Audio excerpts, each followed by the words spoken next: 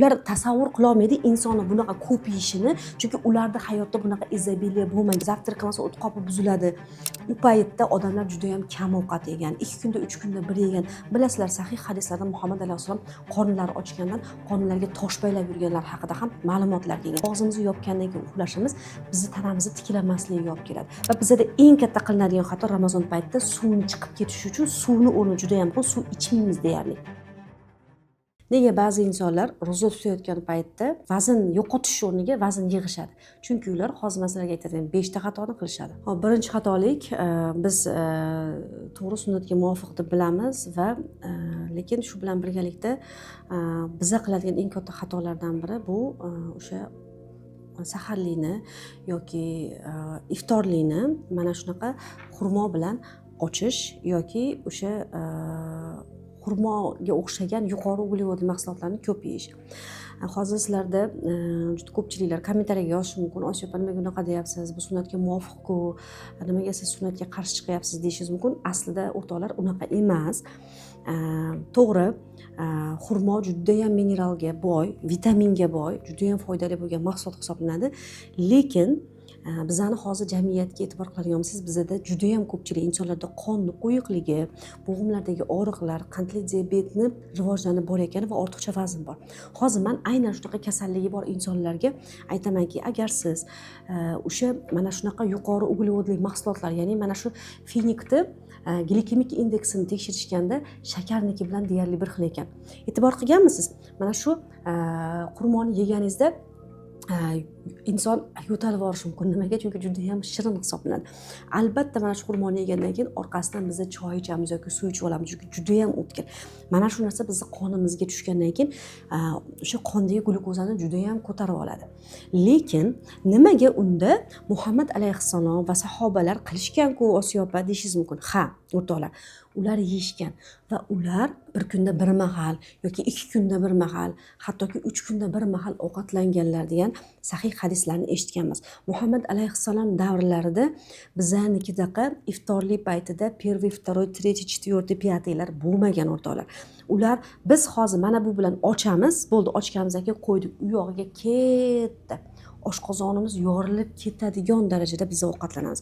Lekin Muhammad alayhissalom davrlarida ularda yeydigan asosiy desert xurmo bo'lgan, yeydigan ovqatlari o'sha qo'ydi go'shti bo'lgan va arpa unidan qanaqadir bir talbina degan o'zlarini qanaqadir bir nonlari va o'sha qo'yiq ovqatlari bo'lgan.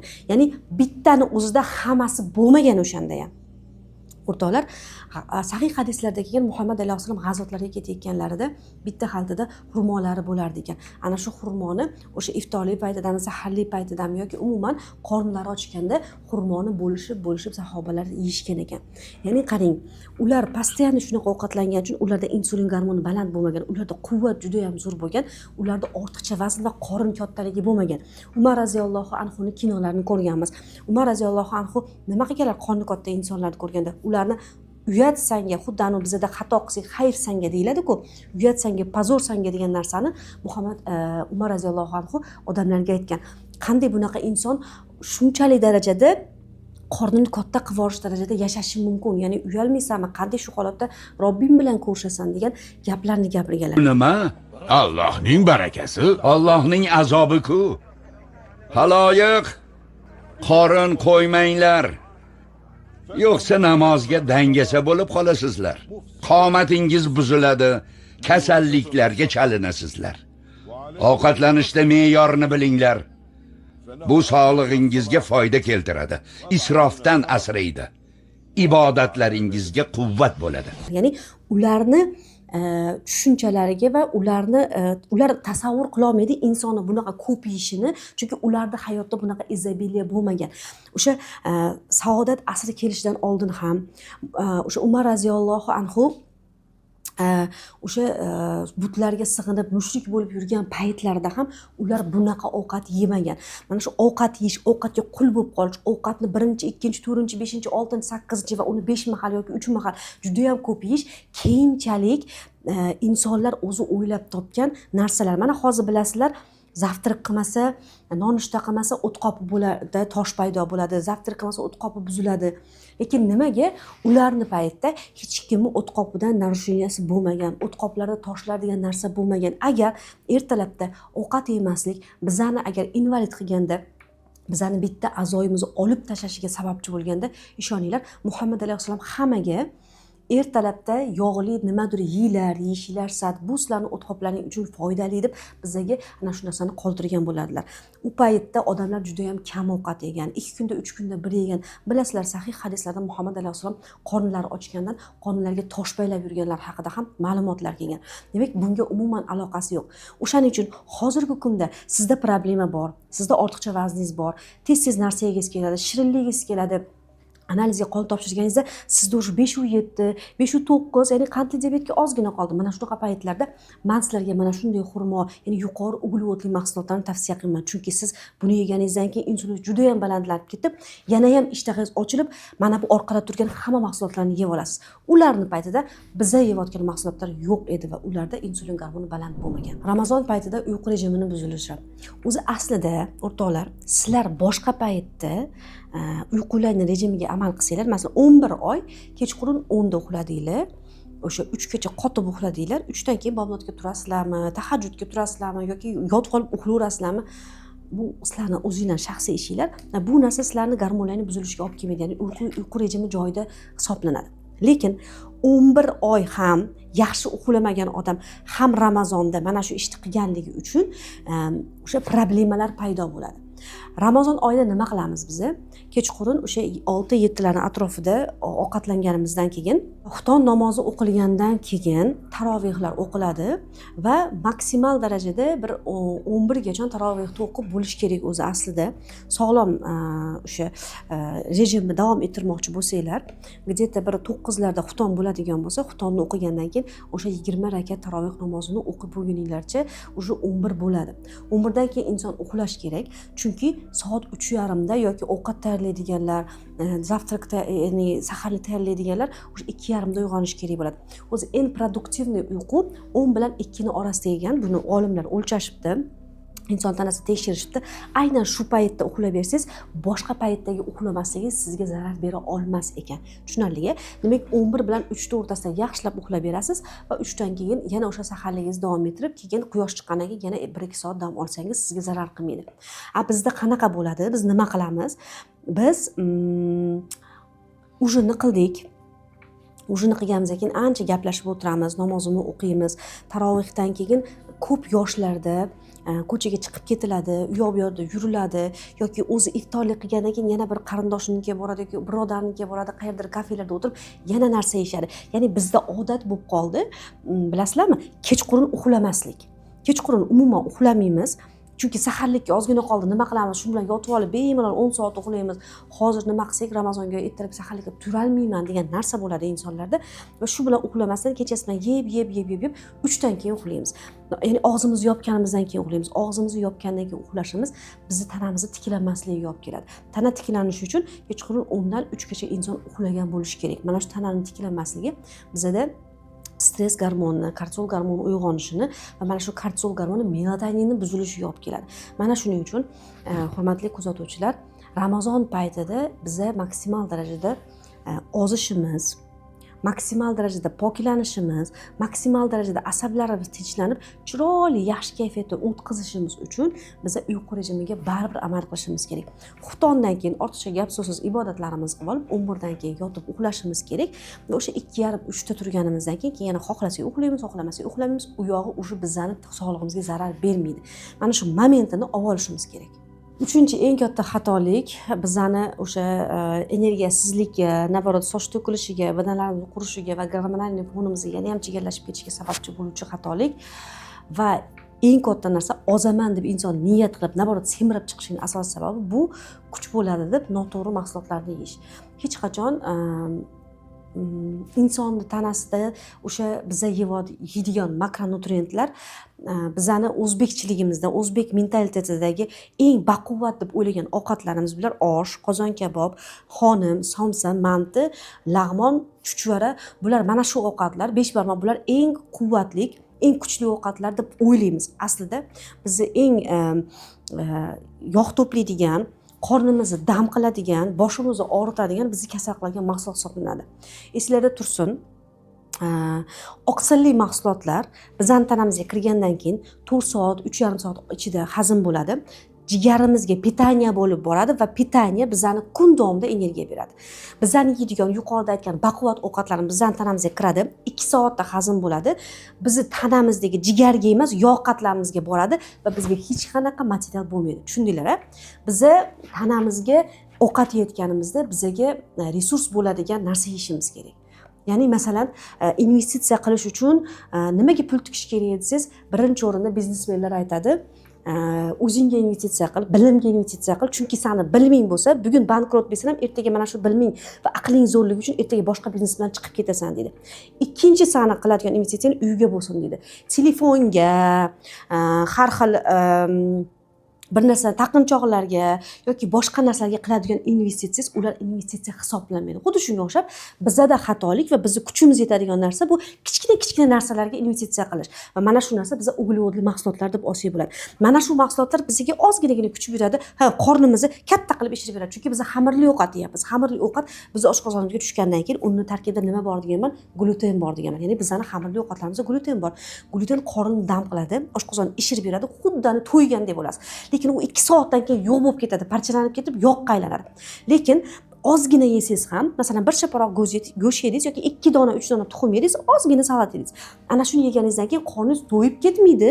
Qorningizni ochlik darajasi ozgina kamayadi, lekin ochlik hissi baribir turishi mumkin. Lekin aynan shu narsa sizni jigaringizga borib, sizga material bo'lib to'planadi. Xuddi eng yaxshi investitsiyaga aylanadi. Mana shuning uchun siz nimani to'g'ri yeyishni aniq bilib olishingiz kerak. Agar shu narsani Ramazon oyida sinab ko'rsangiz, iftorlikda va saharlikda to'g'ri ovqatlarni yeyishni boshlasangiz, ishoning, siz kun davomida energiyada bo'lasiz va umuman semirmaysiz. 4-xatolik Ramazon paytida, aynan roza tutgan paytda qiladigan 4-xatolik 3-xatolik bilan bir-biriga bog'liq bo'ladi. Bitta narsa esinglarda tursin, biza Ramazon paytida bilasizlar, juda ham kaloriyali ovqatlarni yeymiz, bizga quvvat beradi, somsa, patir, oshlarni yeymiz. Bizani yeyotgan mahsulotlarimizdagi uglevod bizning tanamizda suv yig'adi. Suv yig'gandan keyin biza o'zi 300 gram uglevod yesak, taroziga chiqqanimizda ana shu 1200, ya'ni 1 kilodan oshiqroq bizga ves beradi. Va mana shu ves bizada suv bo'lib turadi. Uni masalan 200 gram, 300 gram yog' bo'lib qoplansa ham 900 gram suv bo'lib turadi. Va mana shu narsa saharlikda qildingiz shu xatoni, kechqurun o'shida yana shunaqa ovqat yedingiz, ya'ni osh damlab yedingiz, orqasidan Napoleon kesib yedingiz, pirog yedingiz, go'shtli piroglarni rosa ko'pchilik pishiradi. Mana shunaqa narsa, erta shuni yedingiz. Mana shunaqa uglevodga sakraganingiz uchun siz tanangizda borgan sari suv ushlanib turadi. Va bizda eng katta qilinadigan xato Ramazon paytida suvni chiqib ketishi uchun suvni o'rni juda ham muhim, suv ichmaymiz deyarli. Bizda napitkalar ichamiz, soklarni ichamiz, kompotlarni ichamiz, lekin toza mamlaqa suvni unutib qo'yamiz.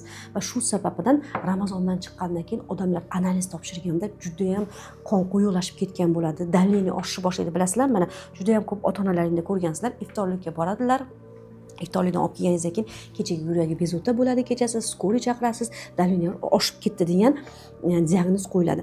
Mana shunaqa narsalar bo'lmasligi uchun birinchi o'rinda biz suv balansiga e'tibor berishimiz kerak. Biz yuqori uglevodli mahsulot yeganimizda bizani tanamizda suv yig'ish bilan birgalikda bizani qon tomirlarimiz ichida xolesterinli bilashkalar paydo qiladi. Ya'ni yegan ovqatimizdagi yog', uglevod bizani qon tomirimizni teshadi. Qon tomir teshilgandan keyin jigar unga yog' yuboradi, o'sha teshiklarni yopish uchun.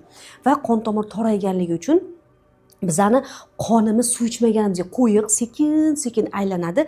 Mana shu suv agar normalniy bo'lganda qon suyuqroq bo'lardi, chunki qonning tarkibi 92% suvdan iborat.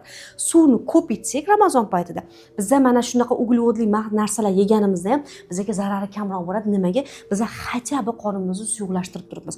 Qon suyuq bo'lganda mana bilashkalardan, xolesterinli bilashkalarimizdan yaxshiroq o'tadi va давление unchalik ko'tarilmaydi. Agar biz yuqori uglevodli mahsulotlar mahsulotlarni yeb, norinlarni yeb, mazza qilib to'g'ularni kartoshkalar bilan yeb uyga kelganimizdan keyin uglevod miqdori ko'payib ketib, bizni qon tomirlarimizda yog' paydo bo'lgandan keyin uni ustiga suv ichmaganimiz sababdan qon tozalanishi kerakda.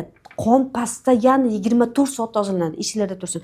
Biz jigarimizga ovqat yedik, jigar uni pochkaga yubordi, pochkadan yurakka bordi, yurakdan butun tanaga bordi, ovqat yedik, jigarga bordi. Mana shunaqa qilib butun tanamizda doimiy qon bir necha litr, bir necha olimlar nima qilganda, bir kunda inson tanasida qon tomirda o'sha yerni aylanadigan darajada aylanar ekan. Ya'ni ko'ryapsizlarmi qanaqa proses ketyapti bizni sog'lom bo'lishimiz uchun.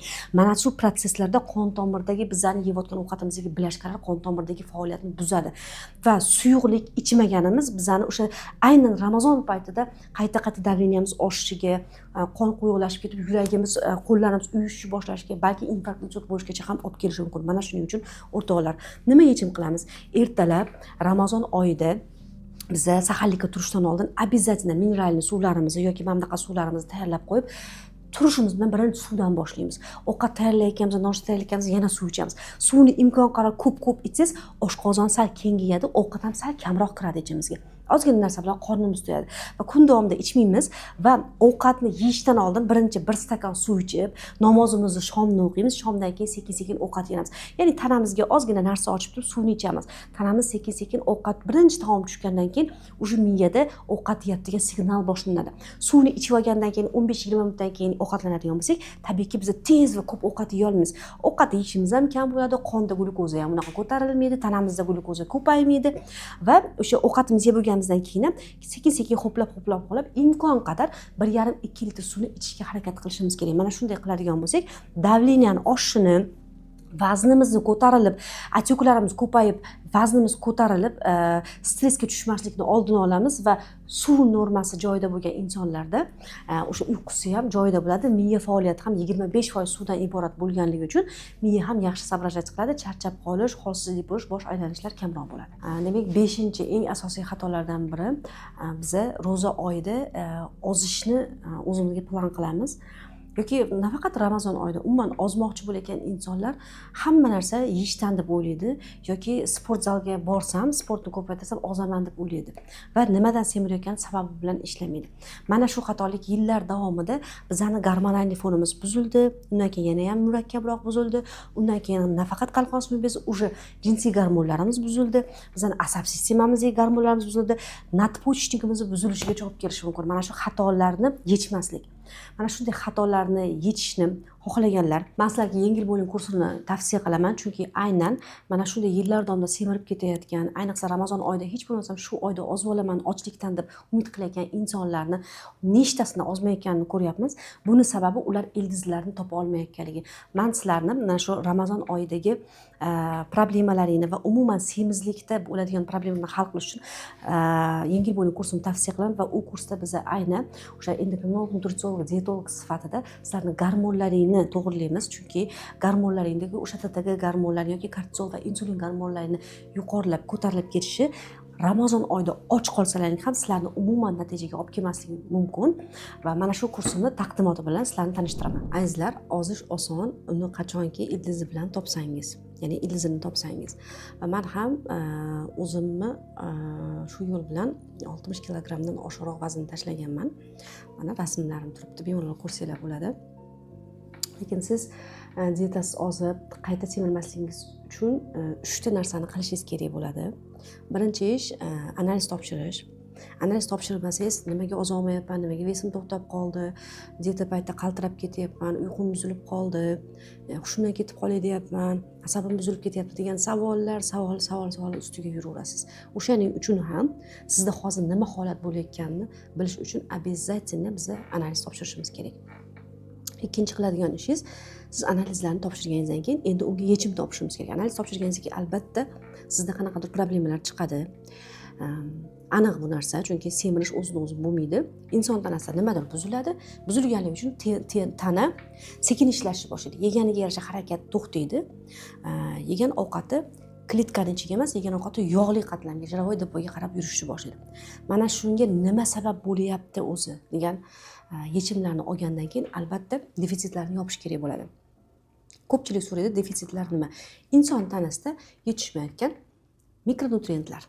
Mana shu mikronutriyentlar bizani DNKmiz tozalanib turishiga, bizani onkologiya bo'lishimiz oldini olishda ishtirok etadi. Bizani tanamizni vоспалениyadan saqlaydi. Bizada surunkalik, doimiy holsizlik, daveniyani tushib ketishi, har xil anemiyani turlarini oldini oladi. O'shaning uchun bizlar defitsitlarimizni yopishimiz kerak. Defitsitlar yopilgandan keyin natija olishimiz yana ham osonroq bo'ladi. Uchinchi qiladigan ishimiz dietolog, nutritsiolog, endokrinolog bilan birgalikda ishlash kerak. Agar siz dietologni alohida, nutritsiologni alohida, endokrinologni alohida oladigan bo'lsangiz, har bitta mutaxassisning o'zini metodikasi bor. Hattoki ikkita endokrinolog bo'lsin, bittasini yozgan preparatini ikkinchisi yo'q, hozir bularga mumkin emas deb turishi mumkin. Ya'ni o'zi dietolog, nutritsiolog, endokrinolog bular 3 ta mutaxassis hisoblanadi. Lekin 3 ta endokrinolog sifatida ham 3 ta endokrinolog ham bir-biri bilan chiqisha olmasligi mumkin. Bular doktorlarda bo'ladigan narsa, ya'ni umuman boshqa sohada ham. Chevarlarni ham o'zini har bittasini o'zining metodi bor. O'sha pardani yoki o'sha ko'ylakni tikish xuddi shunga o'xshab, dietolog, nutritsiolog, endokrinolog bilan bittasini topsangiz, sizda yaxshi natija bo'ladi. Chunki har bitta gapi o'zini metodikasiga to'g'ri keladi va o'zi siz bilan birgalikda ishlay oladi. Bu insonlar bilan alohida ishlasangiz sizga qimmatga tushadi. Shu sababli o'zini mana shu sohalarni o'z ichiga olgan insonlarga qulaylik sifatida men yengil bo'ling kursini ochganman. Yengil bo'ling kursini o'zida sizda ham dietolog, ham nutritsiolog, ham endokrinolog sifatida yordam beriladi. Qayta semirmaslikni va dieta sportlarsiz ozishni istagan barcha insonlar uchun yengil bo'ling kursini taqdimotini qilib beraman. Eslatma, video oxirida 2 ta video darslik va mini kursimni qanday qilib qo'lga kiritishni aytib o'taman. Bu yerda men sizlarga to'g'ri bozorlik qilishni o'rgataman. Maxsus video darsligim bor. 500 ming so'mga ham, ya'ni to'g'ri sog'lom ovqatlanish uchun albatta boy bo'lishi, ko'p pul bo'lishi, qimmat narsalarni sotib olish shart emas. Qanday qilib oddiy 500 ming so'mga bir hafta sizga o'sha ratsioningizga yetadigan ovqatlarni olish video darsligim bor, maslahatim bor. Ana shuni qo'lga kiritasiz. Undan tashqari, hozirgi kundagi eng dolzarb mavzu bu qayta semirmaslik. Qayta semirmaslik sirlarini o'zida saqlagan mini kursim bor. O'sha kursni qo'lga kiritganingizdan keyin siz ana shu doimiy sizdagi o'sha miyangizda aylanib yurgan savolga javob topasiz. Taqdimotni oxirigacha o'tirgan insonlarga qanday qilib mana shu darslarni qo'lga kiritishni men o'zim o'rgataman. Demak, taqdimotni boshladik. Yengil bo'ling, ozish va qayta semirmaslikni kafolatlovchi kurs hisoblanadi. Birinchi modulda to'g'ri bozorlik qilish tartibi beriladi. Korzinka va bozorlikdan produktlar olinadi. U produktlarda qaysi biri insonni semirtiradi, qaysi biri kamaytiradi, o'zi umuman mahsulot tanlayotganda nimalarga e'tibor berish kerak.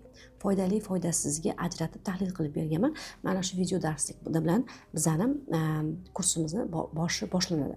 Ikkinchi modulda haftalik menyular ro'yxati.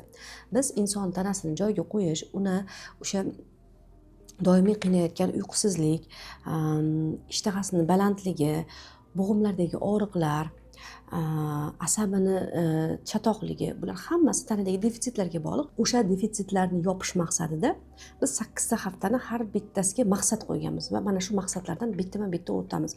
Masalan, oqsillik hafta, suyaklarni mustahkamlovchi kunlar, glutendan, ya'ni vоспалениyadan tozalanadigan kunlar, suvni chiqarib pochkani tozalash, ichaklarni tozalash, bakteriyalarni tozalash, insulin gormonini tushirish. Mana shunaqa qo'yilgan maqsadlarimiz bor. Ana shu maqsadlarni birgalikda sizlar bilan o'rganamiz. Keyingi modulda 10 kunlik ovqatlanish tartibi bor. Ovqatlanish tartibiga e'tibor beringlar. Bu yerda bizani o'sha unsiz, shakarsiz, lekin biza yoshligimizdan yaxshi ko'rib kelgan, farzandlarimiz yaxshi ko'radigan pitsa, gamburgerlarni, har xil shirinliklarni qanday qilib yeyishni va semirmaslikni bilishni xohlaymiz. Mana shu kursimiz ichida sizlarga retseptlari beriladi.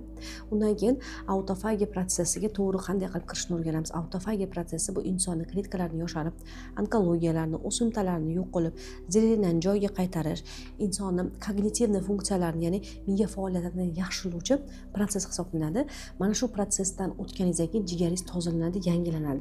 Jigar tozalangan sari inson yosharib boraveradi. Mana shu prosesni men sizlarga to'g'ri qilishni o'rgataman. va autofagiyadan so'ng 10 kunda 5 kilogrammdan 15 kilogrammgacha ozish imkoniyatiga ega bo'lasiz. Insulin va somatotropin gormoni. Insulin gormoni o'zi nima? Nima sababdan mana shu gormondan biz ehtiyot bo'lib foydalanishimiz kerak va qanaqa ovqatlanish va qanday mahsulotlar mana shu gormonni oshirib bizni semirib ketishimizga sababchi bo'ladi. Va bizni ozdiruvchi gormon o'zi qaysi gormon? U gormon qaysi payt uyg'onadi? U gormonni doimiy tanamizda baland bo'lishi uchun nima yo'llarni qilishimiz kerak? Mana shu haqida ham sizlar bilan gaplashamiz.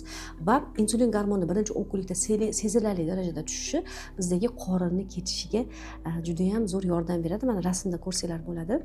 Undan keyin 5-modulda glikemik indeks, ya'ni sizni semirtiruvchi, vazningizni ushlab turuvchi va sizni ozdiruvchi mahsulotlarni ajratib beraman. Siz agar mana shu glikemik indeksni to'g'ri hisoblashni o'rganib olsangiz, to'g'ri tushunishni o'rganib olsangiz, chet elda bo'lganingizda ham umra sayohatiga, umra ibodatiga va boshqa sayohatlarga borganingizda bemalol qayerda, qaysi davlatda mahsulot bo'lsa ham sizni ozdiradimi, sizni semirtiradimi, sizga qanday ta'sir qilishini bilib olishingiz mumkin. Mana shuni sirini o'rgataman. Va keyingi modullarda gormonlarning buzilishining asl sabablari va qaysi gormonlar o'zi birinchi bo'lib buzilib bizni semirishga olib kelish sabablarini ham o'sha progesteron, testosteron va estrogenlarni yaxshilab sizlarga tushuntirib beraman. Undan keyin anemiya va semizlik. Juda ko'p holatlarda semizlikni 80% anemiyaga bog'liq bo'ladi va bu qanday qilib anemiyaga bog'liq bo'lishi mumkin? Mana shu haqda sizlar bilan gaplashamiz. Endi vazn qotirish haqida ham juda ham ko'pchilik eshitgan va bizani asosiy o'ziga tortadigan narsa vazn qotirish. Doimiy kim sizga vazningni qotiraman desa, ana shu narsaga ko'proq intilamiz, chunki biz to'g'ri ovqatlanishdan, o'zimizni qandaydir yaxshi ko'rgan mahsulotlarimizdan chekinishdan charchaganmiz. Va sizlarga mana shu vazningizni qanday qilib to'g'ri ushlab yurish sirlari ham o'rgatiladi. Endi urolog Saidakrom Qosimov tarafidan erkaklarimizga jinsiy zaiflik sababiga yechimlar va erkaklardagi jinsiy kasalliklarni qanday paydo bo'lishi, erkaklardagi gormonal buzilishlarga sizlar uchun darsliklar tayyorlab berganlar. Bundan tashqari ayollar uchun Nodira Toshmatova 20 yillik reproduktolog, ginekolog vrachimiz sizlarni barcha savollaringga, mana shu matkamizdagi bo'ladigan har xil endometriozlar, kistalar, endometriyani qarinlab ketishlari, adenomioz, miomalar, bular hammasi ayollarning hayotida, ayniqsa o'sha klimaks davrida boshlanadigan kasalliklarga kiradi. Albatta sizlarga bunday eng zo'r mutaxassis kerak bo'ladi. Shuni hisobga olganda biz kursimizga Nodira Toshmatovani taklif qilganmiz. Sizlar bilan primoy efir qilib hamma savolinglarga javob beradilar. Bolajonlar qadamida esa bolajonlar uchun alohida menyu tuziladi. Ularni sevib iste'mol qiladigan pizza, gamburgerlari, KFClari va shirinliklari umuman semirtirmagan holatda o'rgatilinadi, unsiz shakarsiz tayyorlanadi. Buni agar siz o'rganib borsangiz, farzandlaringizni ham to'g'ri ovqatlanishga o'rgatasiz. Bolajonlar qadamida bundan tashqari bolajonlar uchun alohida menyu beriladi. Bolajonlar uchun psixolog darsliklari, bolajonlar uchun malakali trenerlar tomonidan mashqlar. Ya'ni bolajoningizni qatnashtiradigan bo'lsangiz, mana shu gruppaga ham qo'shilasiz. Demak, bolajoningiz qiynalmay ozadi. A nuqta bilan B nuqtani ko'ryapsizlar. Hozir bu bola 71 kilogramdan ham pastga tushgan. 9 yosh bo'lishiga qaramasdan juda ham vazni katta, pochkasida уже narushение boshlanib, отекlar, jigar yog' bosish bo'lgan. Demak, noto'g'ri ovqatlanish hozir yoshni kutmayapti, 40 yoshdan oshgandan keyin demayapti. 9 yoshda ham mana shunday metabolik sindrom bilan azoblanish mumkin. Mana shu aziyatdan chekayotgan farzandinglar bo'lsa, sizlar bemalol qatnashinglar mumkin.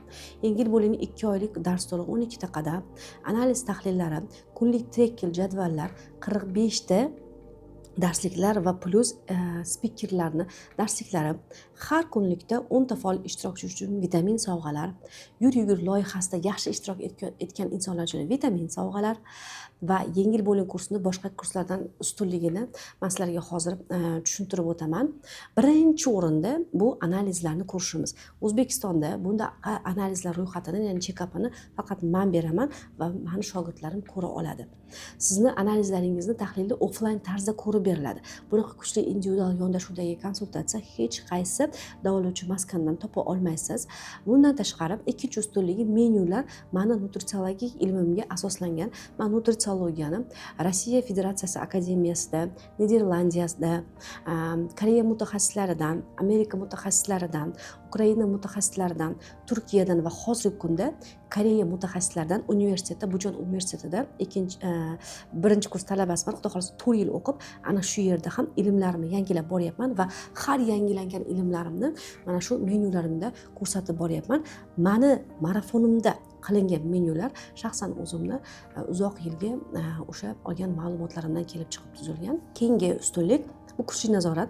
Kuratorlardan har bir insondan alohida xabar olinadi, alohida kuzatilinadi, alohida общение qilinadi, lichkada o'zlari bilan o'sha ularni bezovta qilayotgan muammolar bilan gaplashiladi.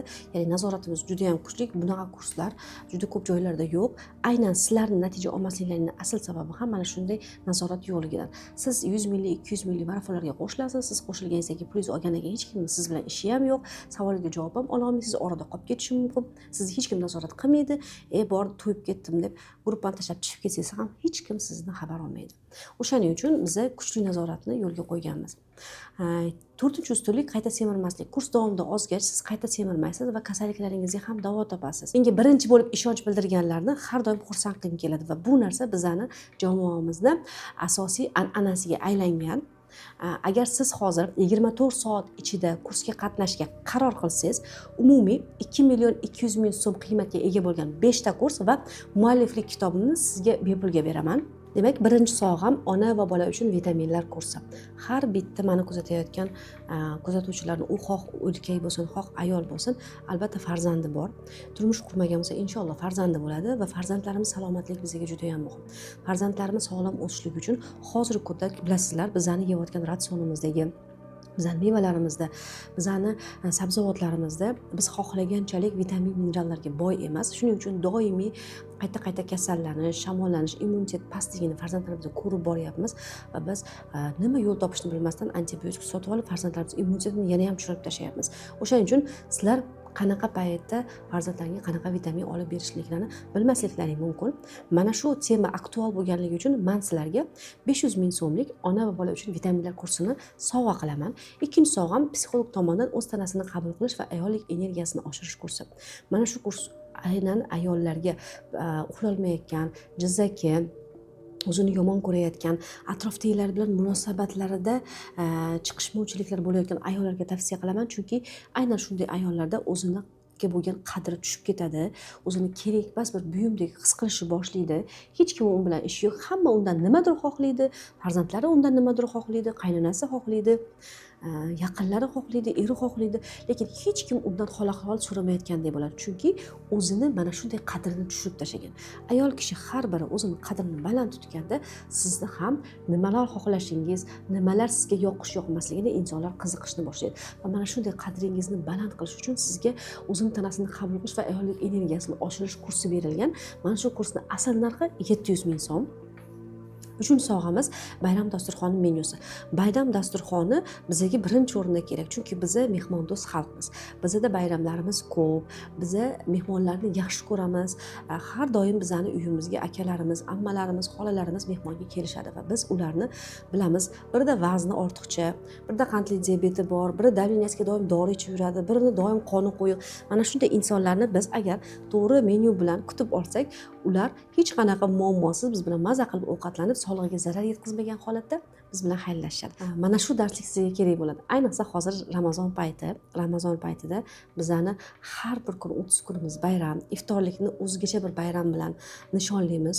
Biz 11 oy ba'zi bir mahsulotlarni olishga kuchimiz yetmas, lekin bizani musulmonchiligimizni asosiy o'sha farzimiz, amalimizga bog'liq bo'lgani uchun Ramazon oyini boshqa bir muhabbat bilan kutamiz. Ramazon oyida qalblar poklanadi, gunohlar to'kiladi va mana shu kun bayram bo'lganligi uchun aynan Ramazon paytida hozir mana shu menyu dasturxon sizlarga kerak bo'ladi. Hayit bayramlarida ayniqsa mana shu menyuni qo'lga kiritishlar kerak bo'ladi.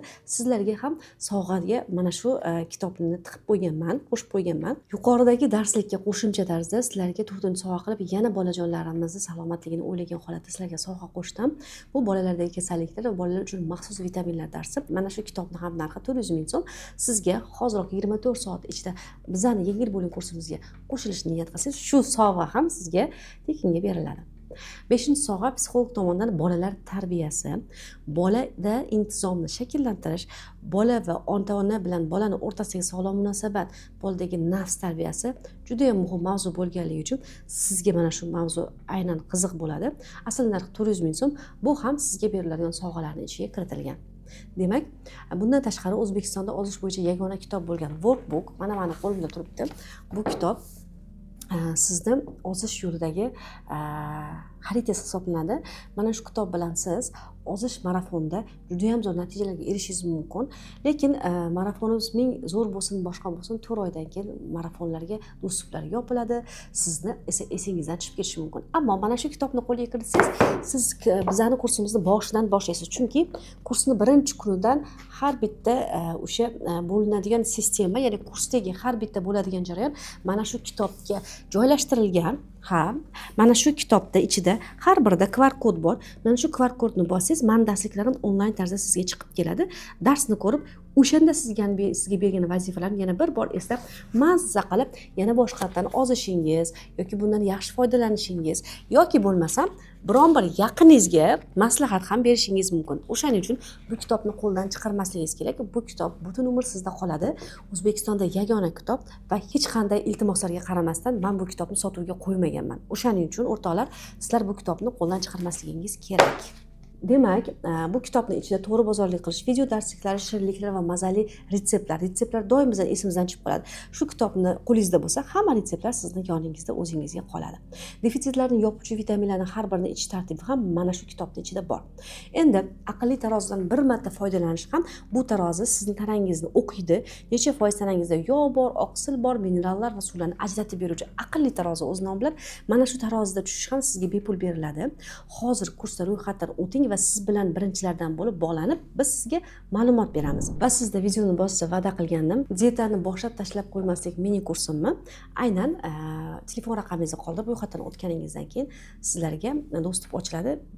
Ko'rib, bemalol foydalanishingiz mumkin. Siz ro'yxatdan o'tguningizgacha men sizga boshqa o'quvchilarimda bo'ladigan eng zo'r natijalar bilan bo'lishaman. Marhamat, tomosha qiling. 60 yoshdaman. Marafonga qatnashdim. Vesimdan 9 kilo ketdi. Ichki yosh 1 yoshga yoshardi. Ichki yog'larimdan 7 kilo yog' tashladim. Yurganimda qiynalardim. Yana yurib charchab qolardim. Fitness qirolichasi bo'ldim. 92 kilo edim, 69 kiloga tushdim.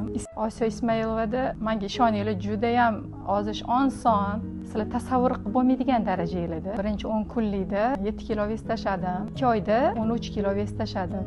Men 12 kilo tashladim. Yuragim sinchirdi. Doim bosh og'ruv, oyoq og'ruv, dori ichardim. Cho'loqlanib, qiynalib yurib kelgan kunlarim ham bo'lganda. 115 kilodan 103 kiloga tushdim. Yoshim 32 da, 74 kilo vazn bilan, 158 bo'yim bilan 12 kilo vazn tashladim. 84 kilogramga chiqdim-da. Alhamdulillah hozir 63 kilogramga tushdim. O'zim vrachman. Oldin 25 kilo qop ko'tarib yurgan edim, og'irligi mana o'sha og'irlik yo'qoldi. 105 kilo edim, 25 kilo vez tashladim. Semiz paytimda oyoqlarga nagruzga tushib, varikozlar chiqardi oyog'imdan. Eng birinchi navbatda sahr diabetni oldi olinar ekan. Undan tashqari necha xil turdagi kasallarni oldi olinar ekan. Eng kerakligi shu men uchun. 118 kilo edim, hozir 89 kiloman. Bel aylanam ham tep-tekis bo'lib qolgan edi. 122 edi, hozir 104 bo'ldi. 18 santimetr объемdan ketdi.